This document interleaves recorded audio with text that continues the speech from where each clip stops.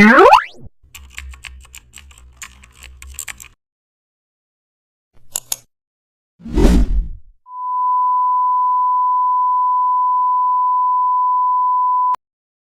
back to the channel. Don't forget to like, share and subscribe for more update. Let's create a professional business advertisement using custom shape. Start by setting a clean gray background.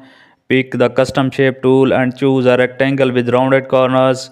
Create a large card section on the right side. Change its fill to white. Now add another smaller rounded rectangle at the top. Fill it with blue to highlight the title. Insert a circle shape to display the company logo area, and also add a soft shadow to make it pop. Use arrow shapes to point towards key details. Align all shapes neatly with equal spacing and add a headline in bold typography. Insert contact info below. Add subtle icons using simple